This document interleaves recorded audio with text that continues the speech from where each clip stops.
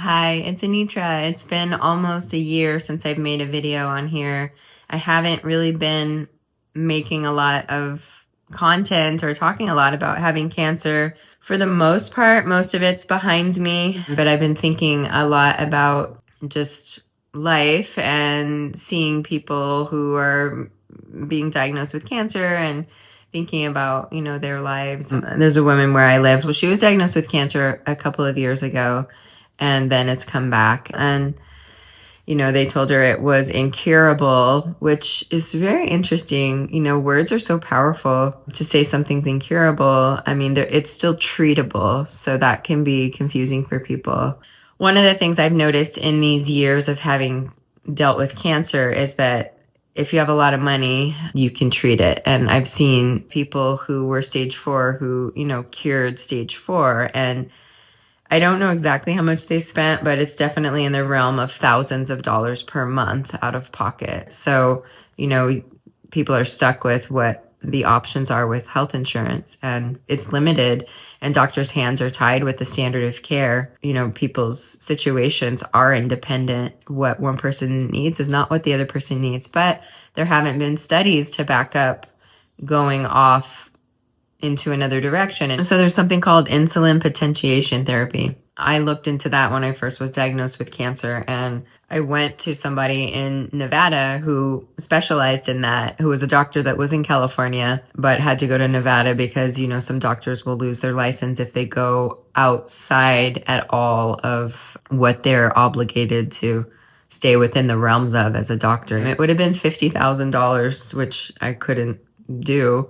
So I didn't go with him, but his success rate of his cure rate was like over 90%. So the people that went to him with various types of cancer, in various stages, 90% or greater eradicated the cancer altogether. And to see him, like I said, was $50,000 for 3 weeks. Anyway, it's this process called insulin potentiation therapy, or IPT for short. It takes a fraction of the chemo that's administered in the standard of care. So if you're getting treated and you get, this is 100% of the chemo that you get in standard of care, the fractionated amount, the insulin potentiation therapy, say is like a third or 20%, something like that. But different amounts can work for different people. Like my best friend, when her mom was diagnosed with cancer, her mom died within 6 months. I can't remember what stage she had, but basically the chemo killed her. And so, some people can't handle 6 rounds of chemo because chemo just takes you like right to the edge. For some people, almost kills you, hopefully kills cancer, and then you're alive. You stay alive, but you didn't die. Some people do die from chemo. So it's just such a balancing act. But insulin potentiation therapy is incredible because you can take, like I said, instead of the huge amount of chemo, you can take a smaller amount of chemo and administer that. And what if that works for you? What if a third of the dose actually kills the cancer but doesn't kill you? Hey, Puff. Nothing like a pet to bring you a lot of joy and oxytocin.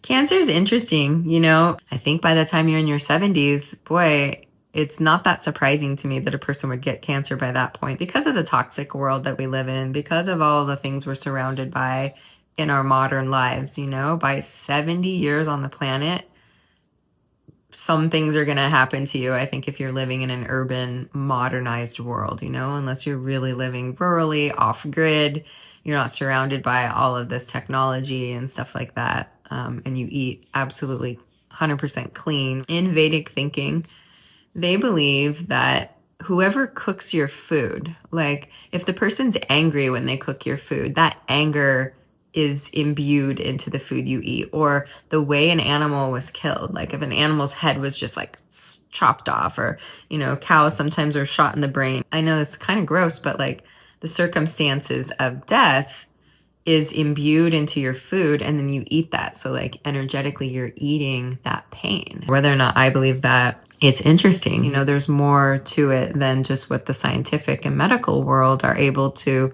identify. So all of that to say, I think we have to figure out for ourselves, like, why did we get cancer? I went through divorce and had a really, really hard custody situation with my daughter when she was little. And I believe that women who get breast cancer on their left side over their heart probably experience some kind of trauma, emotional trauma. And I found a good amount of women who either had a recent divorce or somebody died who was close to them or some really great heartache occurred in their life. And I don't believe that we get cancer for any one reason. I think it is a combination of things that come together for that to happen, not just any one thing by itself. I think there can be a lot of family ties to the reasons why we get cancer.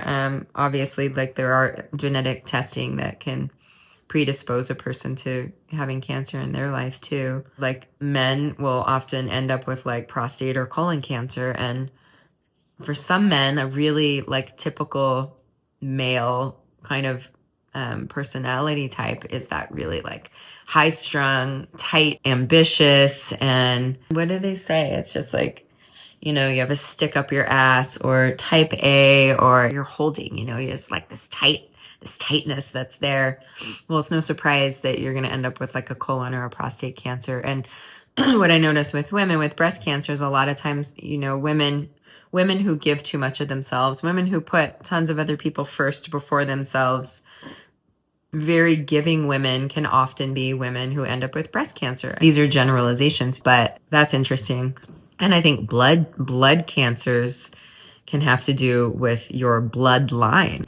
There's probably some sort of fracture or some sort of traumas that have happened in your bloodline, right? I know this is just general, but these are just the things that I notice. Another thing in Vedic thinking, we're impacted by our ancestors for 7 generations, and then we impact our descendants for the following 7 generations. You are suffering the karma or reaping the karma of 7 generations of ancestors. Another thing is that we have these things called koshas, and they're layers basically. And by the time something manifests in the physical layer, that's the most gross, dense layer. Basically, the idea is that it starts in a very, very subtle body and then penetrates all the way down to when it gets to the physical body.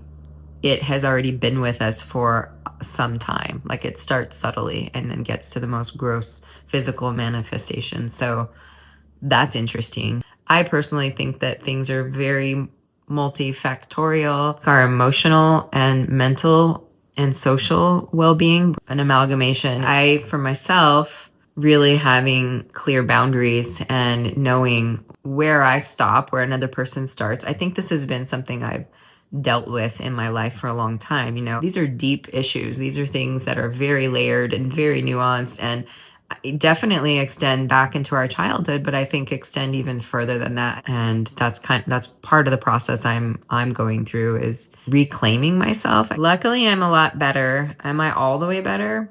Not even close. I'm really not. I'm not all the way better, and it's okay. I'm as better as I am, and I'm good enough, you know. And now I'm just trying to get my physiological self, you know, to a good place through the help of, you know, vitamins and exercise and eating right and all of that stuff. So anyway, thanks for watching, and I hope you're healthy and well, and take care.